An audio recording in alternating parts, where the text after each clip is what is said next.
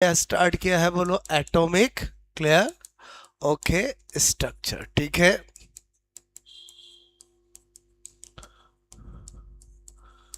परमाणु संरचना क्लियर। और हमें क्या पढ़ना था आज? अभी तक हमने बेसिक चीज़ें सीखी है, fundamental particle, electron, proton, neutron, उनका कैसे नंबर निकालते हैं न्यूट्रल में, एटम में। फिर अपन ने देखा कि रेदरफोर्ड और थॉमसन का मॉडल। अब हमें पढ़ना है आज क्लियर ओके बोर, मैंने कहा okay Bohr model clear okay, बोलो Bohr model clear. Bohr model की बात करें तो बोहर मॉडल में तीन बातें आपको पहले पता होनी चाहिए। एक तो ये मॉडल जो है वो सिंगल इलेक्ट्रॉन स्पीसीज के लिए दिया गया है। दूसरा, ये प्लांक के क्वांटम सिद्धांत पर आधारित है। मतलब पहली बात आपको क्या पता होनी चाहिए कि बेस्ड ओके ऑन, मैंने कहा Planck quantum clear okay quantum theory clear okay, यानी प्लांक के क्वांटम क्लियर क्वांटम सिद्धांत, ठीक है, पर आधारित क्लियर। और दूसरी बात क्या पता होनी चाहिए कि वैलिड ओके ओनली, बोलो for single electron species, single electron clear, मैंने कहा स्पीसीज क्लियर, केवल मैंने कहा एकल इलेक्ट्रॉन क्लियर, बोलो स्पीसीज क्लियर, पर ही ओके पर ही लागू क्लियर होता है। अब आपको पता है कि नेचुरल सिंगल इलेक्ट्रॉन स्पीसीज एक ही होती है, वो कौन है? हाइड्रोजन। इसलिए बोर्ड ने अपने सारी बातें हाइड्रोजन के लिए बताई है। बाकी पर लगाना है तो हमें सिंगल इलेक्ट्रॉन स्पीसीज में कन्वर्ट करना पड़ेगा। आज हम जानते हैं हीलियम के बाद 2 इलेक्ट्रॉन है, अगर हीलियम प्लस कर दूंगा तो कितने इलेक्ट्रॉन हो जाएंगे? 1। बोलो लिथियम के पास कितने हैं? 3 है, अगर +2 कर दूंगा तो कितने बच जाएगा? 1। और बेरिलियम के पास कितने हैं? 4, तो +3 कर दूंगा तो 1। आप समझ गए? बोलो ओके। इसका मतलब हुआ कि कभी भी आपको बोर से रिलेटेड जितनी भी बातें पूछेंगे, अगर हाइड्रोजन के अलावा किसी के पूछते हैं तो ऐसा बना के दिया जाता है क्लियर। और तीसरा क्या है, बोर्ड ने अपनी हाइपोथेसिस पे, अपने मॉडल में एटम के बारे में 3 हाइपोथेसिस दी है। मतलब आपको 3 ओके हाइपोथेसिस, ठीक है, 3 hypothesis of atom clear okay, मैंने कहा given by bore clear okay. आपको पता होना चाहिए कि बोहर ने, क्योंकि अल्टीमेटली 2 बातें तो चलो नॉर्मल है, हम जो पढ़ रहे हैं, हम पढ़ रहे हैं बोलो मॉडल ऑफ एटम क्लियर, तो बोर ने अल्टीमेटली एटम के बारे में ही बातें बताई होगी क्लियर। तो बोर ने बोलो परमाणु क्लियर ओके की 3 परिकल्पनाएं क्लियर, परिकल्पनाएं ओके हाइपोथेसिस दी है क्लियर ओके। तो इसका मतलब अगेन हमारा अगला टारगेट क्या होगा? हमें क्या पता होना चाहिए? हाइपोथेसिस क्लियर ओके ऑफ, मैंने कहा bore clear okay, Bohr model clear. Bohr model की मैंने कहा आपकी क्या परिकल्पनाएं हैं क्लियर, बोहर मैंने कहा मॉडल क्लियर की परिकल्पनाएं, ठीक है। तो पहला क्या, इन्होंने जो रेदरफोर्ड ने किया था उसी में थोड़ा करेक्शन किया कि इलेक्ट्रॉन न्यूक्लियस के अराउंड फिक्स ऑर्बिट में बोलो मोशन करता है क्लियर, जिसकी एनर्जी क्या रहती है? कांस्टेंट। जबकि रेदरफोर्ड ने क्या बोला था? इलेक्ट्रॉन न्यूक्लियस के अराउंड चक्कर लगाता है। तो इस चक्कर में वो फंस गया, बोलो क्लियर। इन्होंने पहला first hypothesis clear okay, first hypothesis क्या बताई? प्रथम परिकल्पना क्लियर, परिकल्पना इसकी थी कि बोलो इलेक्ट्रॉन, बोलो नाभिक न्यूक्लियस क्लियर के चारों ओर मैंने कहा निश्चित क्लियर ओके कक्षा, यानी पहली बार किसी ने ऑर्बिट जैसी चीज का नाम लिया क्लियर, निश्चित कक्षा में बोलो आपको मैंने कहा चक्कर लगाते हैं। इससे पहले इस दुनिया में किसी को पता ही नहीं था कि एक एटम के अंदर ऑर्बिट भी कोई चीज होती है क्लियर ओके, बोलो ये किसी को पता ही नहीं था कि एटम में ऑर्बिट भी होता है। पहली बार इन्होंने KLM एन, क्लियर, एन बराबर 1 2 3 4, यानी इन वर्डों को यूज किया। मतलब फर्स्ट हाइपोथेसिस क्या कहती है, according to Bohr, clear, electron मैंने कहा मूव, क्लियर, ओके, अराउंड, मैंने कहा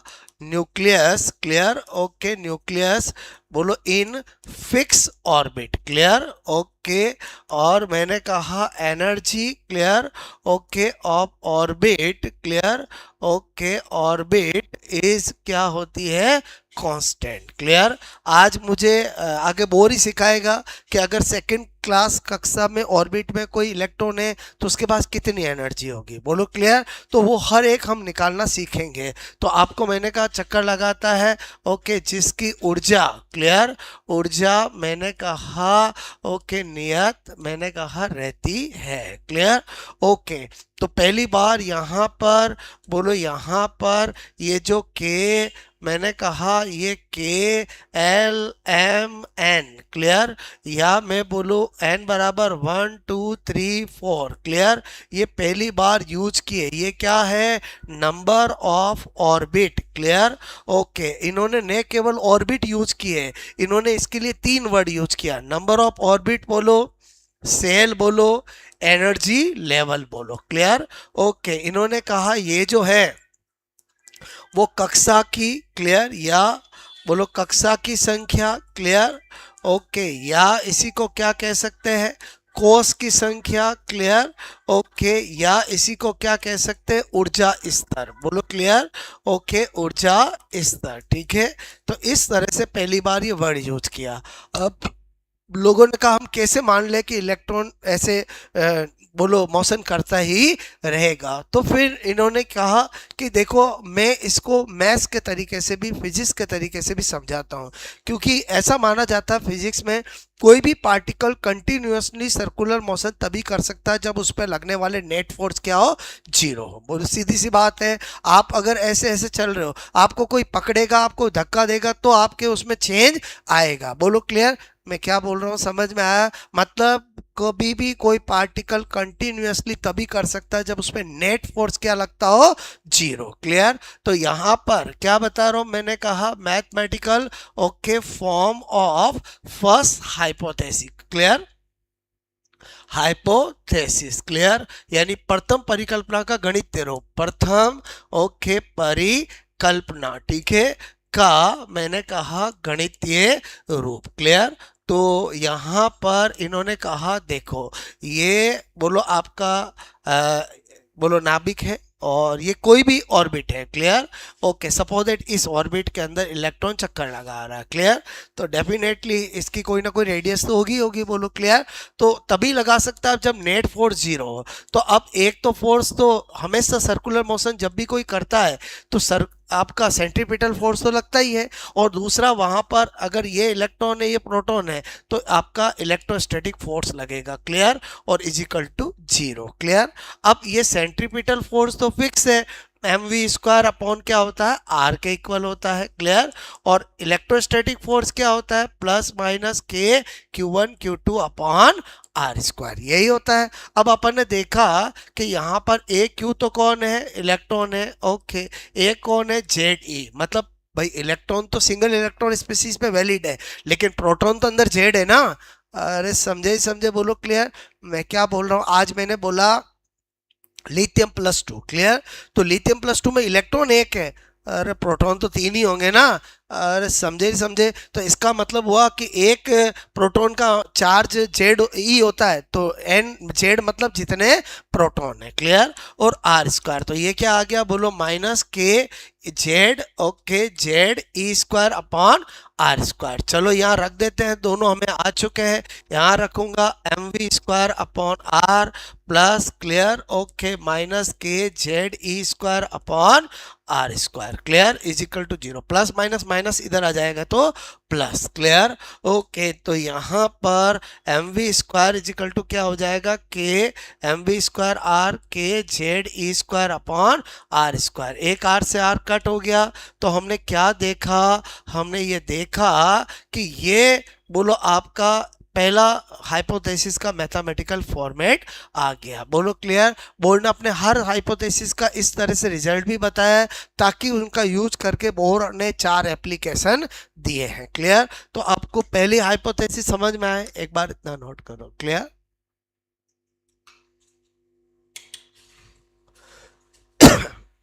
अगेन स्टार्ट किया ही है, 2 दिन क्लास। Okay, 4-5 page. ठीक है।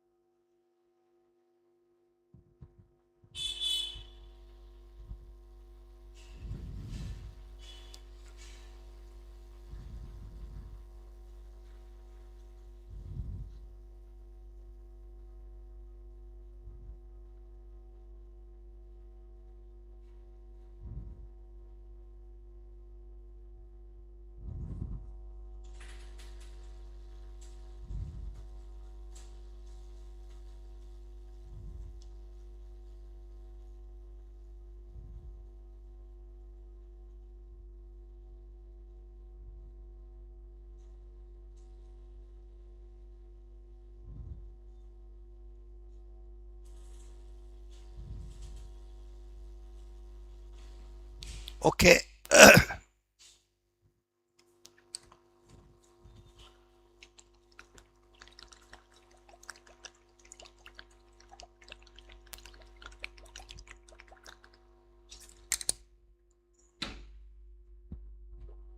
ओके।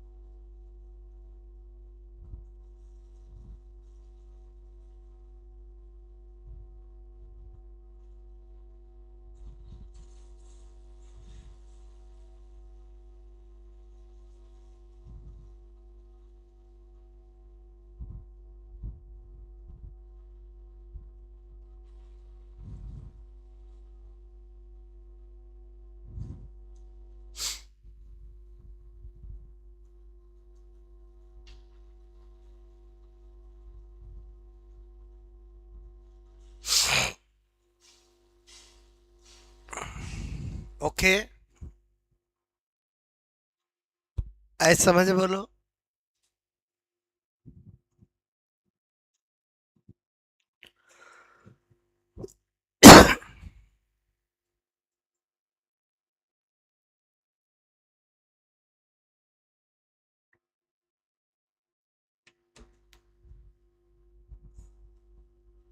हुआ ये नोट बोलो।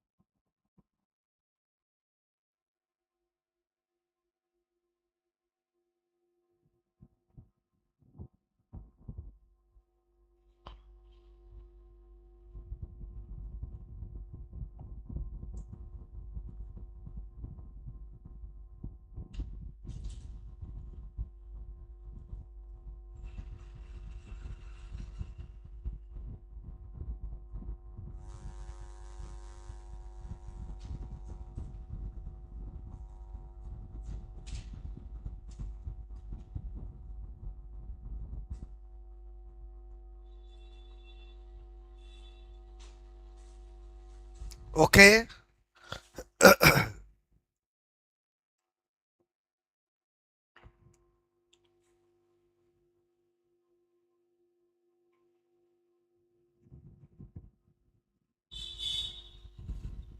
ठीक है, हुआ नोट बोलो। अच्छा, अब आ जाते हैं अपन, क्या बोलो, सेकंड हाइपोथेसिस। क्लियर।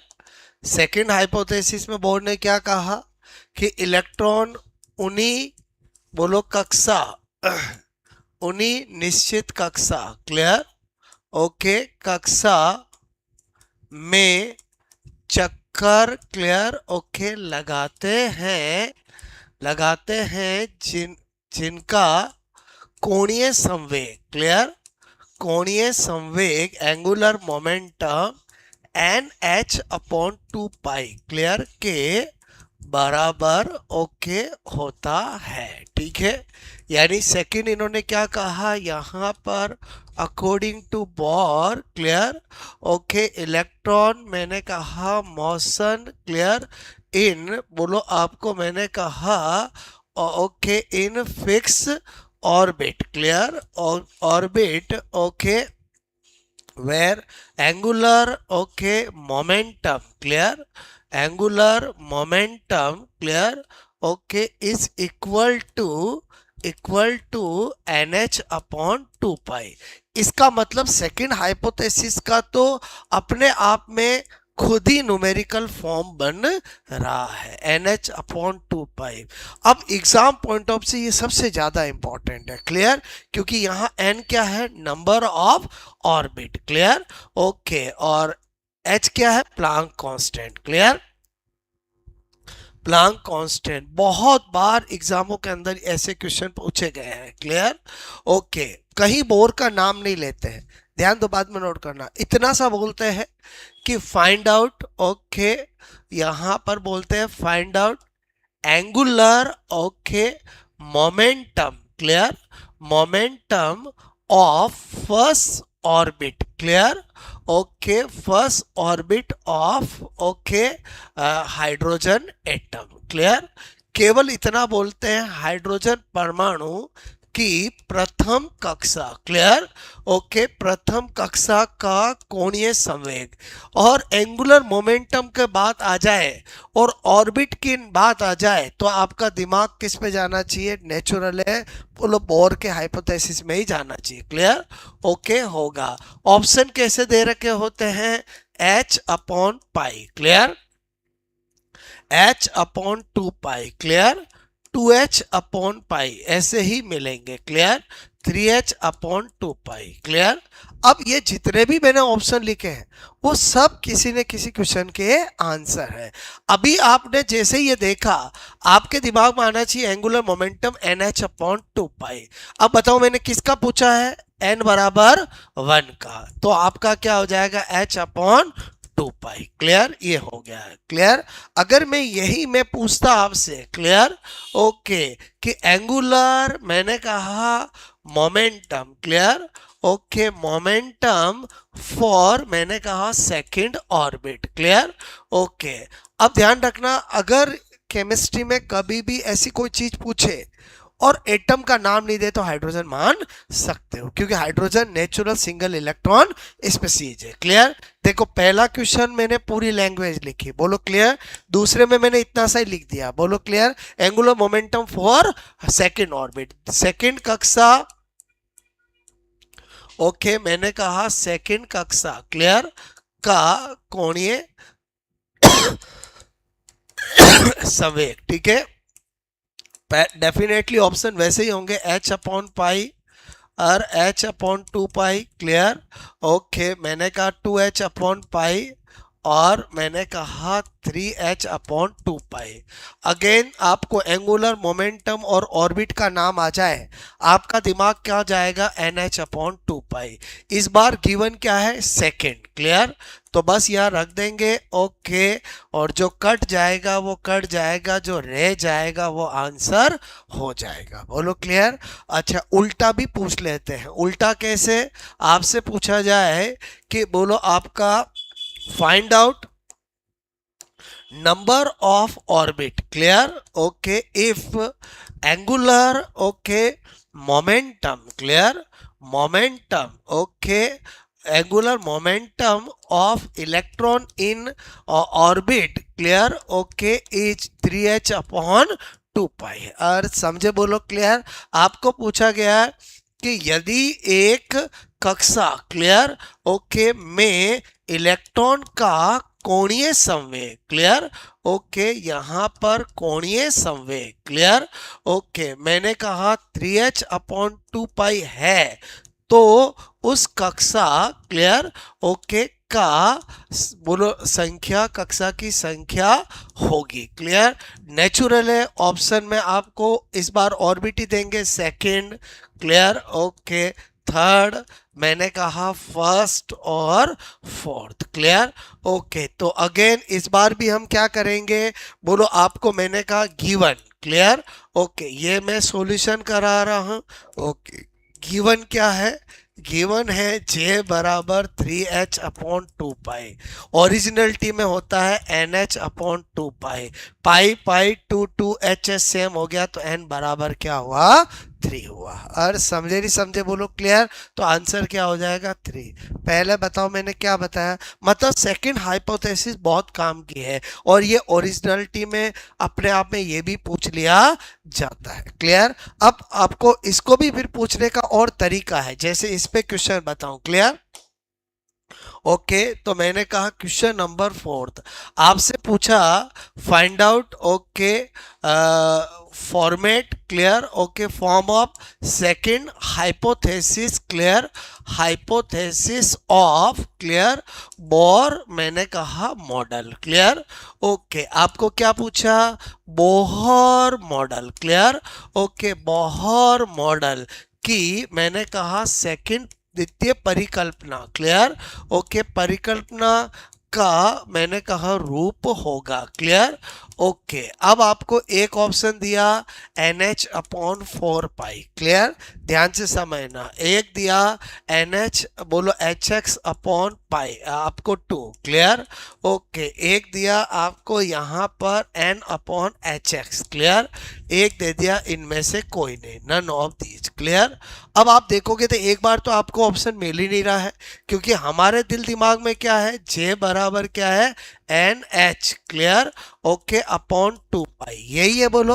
अब आपको पता होना चाहिए, क्लियर, कि एक्चुअली ये जो होता है इसका मतलब होता है reduce Planck constant, clear, reduce Planck constant, clear, okay, और ये इक्वल होता है H अपॉन 2 पाई के, क्लियर। बस फिर तो काम हो जाएगा कि इसका मतलब जब J is equal to NH, clear, upon 2 pi होता है, तो बताओ H अपॉन 2 पाई की जगह क्या लिख सकता हूं, HX लिख सकता हूं। देखो खाली H प्लांक कांस्टेंट है, और ये HX जो है वो क्या है, रिड्यूस प्लांक कांस्टेंट है, क्लियर, ओके, क्वांटम फिजिक्स के अंदर ये माना जाता है। अब आप बताओ इसका आंसर क्या होगा, सी। मेरी बात समझ में आए कि नहीं आई बोलो, आपको क्लियर? ओके, तो मैंने सेकंड हाइपोथेसिस से लेकर के सारी बातें आपको बताई, अब नोट करोगे, ठीक है?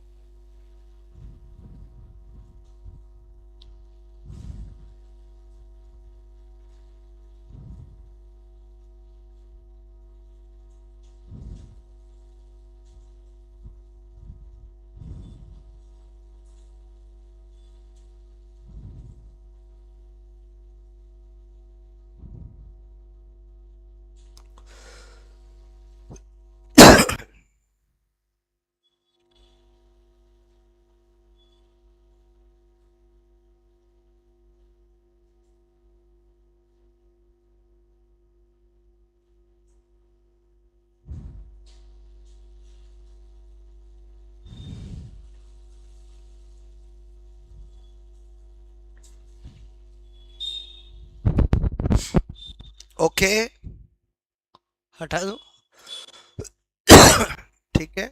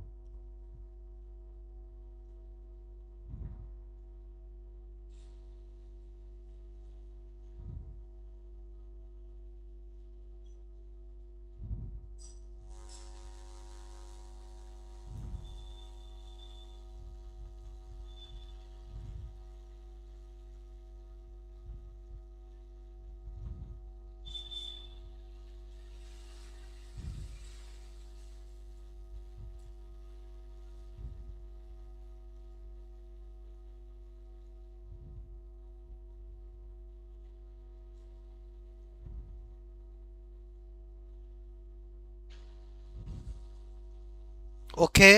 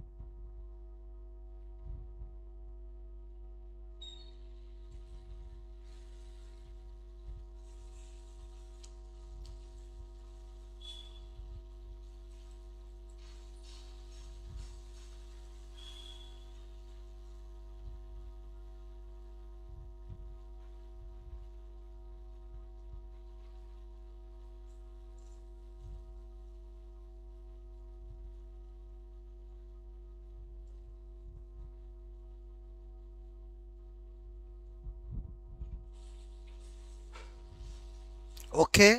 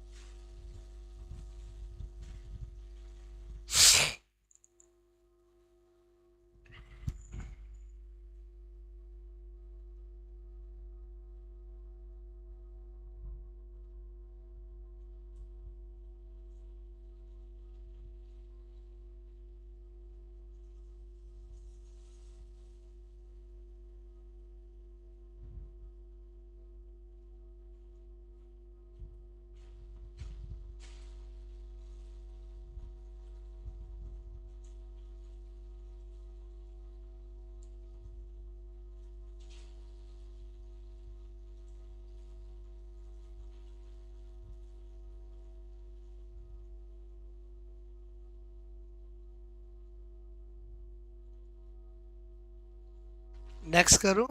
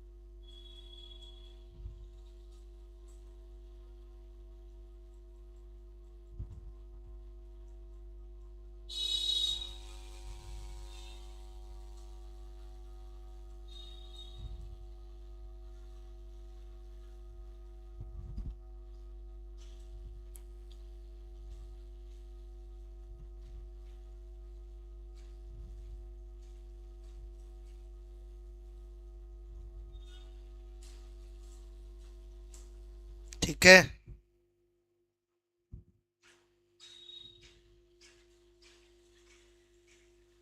थर्ड हाइपोथेसिस पे आया बोलो आपको क्लियर। ओके, इन्हीं हाइपोथेसिस का यूज करके कल अपन सारा एप्लीकेशन करेंगे। क्लियर। नाउ मैंने कहा थर्ड, ओके, हाइपोथेसिस। क्लियर। परिकल्पना, इसमें क्या कहा बोर्ड ने, जब भी एक कोई इलेक्ट्रॉन एक ऑर्बिट से दूसरे ऑर्बिट में ट्रांजिशन करता है तो एनर्जी रिलीज या एब्जॉर्ब करता है। क्लियर। ओके, जब भी, ओके, कोई इलेक्ट्रॉन, क्लियर, एक कक्षा, क्लियर, से दूसरी, मैंने कहा कक्षा, क्लियर, में, मैंने कहा क्या करता है, संक्रमण, क्लियर, करता है तो ऊर्जा, मैंने कहा उत्सर्जित, क्लियर, ओके, या अवशोषित, क्लियर, ओके, करता है। क्लियर। क्या बोला यहाँ पर, according to, clear, Bohr, clear, okay, according to Bohr, energy, मैंने कहा रिलीज, क्लियर, ओके, या एब्जॉर्ब, आपको clear, absorb if electron transition, clear, okay, one orbit, बोलो आपको टू, क्लियर, अदर ऑर्बिट। अब दो पॉसिबिलिटी बता दी यहां पर कि इमिट भी करता है या एब्जॉर्ब करता है, तो कब इमिट करेगा कब एब्जॉर्ब करेगा उसको बताने के लिए यहां पर दो डायग्राम से समझ सकते हैं। क्लियर। ओके, यहाँ पर भी एक और बना देते हैं। क्लियर। ओके, तो बोर कहता है कि अगर इलेक्ट्रॉन हायर एनर्जी से लोअर एनर्जी में आएगा तब तो क्या होगा, एनर्जी क्या करेगा, रिलीज। क्लियर। ओके, इमिट करेगा, एनर्जी क्या करेगा, रिलीज करेगा, यानी ऊर्जा उत्सर्जित करेगा। क्लियर। ओके, और यहाँ पर अगर लोअर से हायर में जाएगा, लोअर से हायर में जाएगा तो एनर्जी क्या करेगा, एब्जॉर्ब। क्लियर। ओके, एनर्जी क्या करेगा, बोलो एब्जॉर्ब करेगा। क्लियर। ओके, ऊर्जा क्या करेगा, अवशोषित। तो इनकी ये स्टेटमेंट हाइपोथेसिस समझ में आ गई कि इन्होंने कहा जब भी ट्रांजिशन करेगा दो पॉसिबिलिटी, या तो एनर्जी रिलीज करेगा या एब्जॉर्ब करेगा। कब रिलीज करेगा कब एब्जॉर्ब करेगा पता चल रहा है, हायर से लोअर में आएगा तो रिलीज, और लोअर से हायर में जाएगा तो एब्जॉर्ब। बोलो क्लियर, बात समझ, क्योंकि हर एक ऑर्बिट अपने आप में एनर्जी लेवल भी होता है। जिस तरह से फर्स्ट ऑर्बिट से सेकंड ऑर्बिट, सेकंड ऑर्बिट से third orbit, number of orbit सब ज्यादा होगा तो ऐसे ही एनर्जी लेवल भी ज्यादा होगा। क्लियर। तो आई होप आपको थर्ड हाइपोथेसिस और क्या कहना चाहता है वो समझ में आया होगा। क्लियर।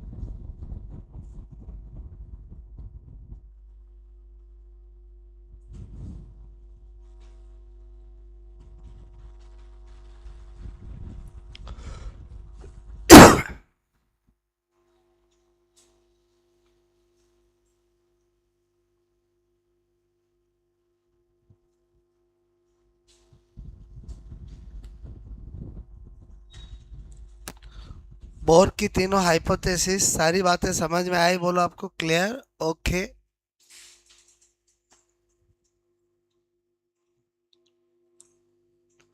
देखो इसको हम और ऐसे भी प्रूव कर सकते हैं, ध्यान से समझना। अगर मैं यहां पर ऐसा करता हूं, delta E difference of energy, बोलो क्लियर। और हमें पता है कि हमेशा हमें करना क्या होता है, बोलो आपका बोलो आफ्टर माइनस बिफोर, बोलो यही करना पड़ता है। अरे यही करना पड़ता है ना, चेंज का मतलब क्या होता है, आफ्टर माइनस बिफोर ही होता है। अब आप मुझे बताओ यहाँ पर E1 मतलब ये E2 ये, तो यहाँ पर E1 क्या होगा, E2 से ज्यादा होगा, होगा कि नहीं होगा?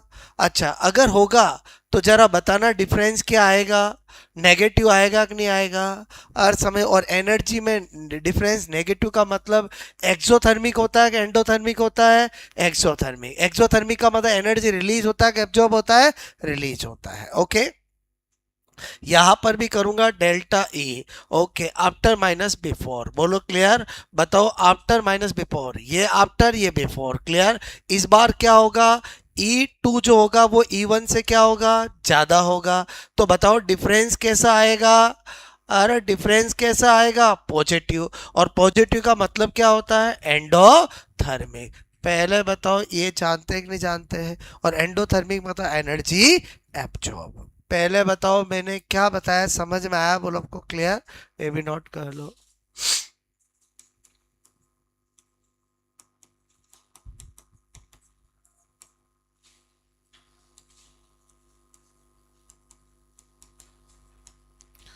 बोर की सारी हाइपोथेसिस समझ में आई, बोलो आपको क्लियर?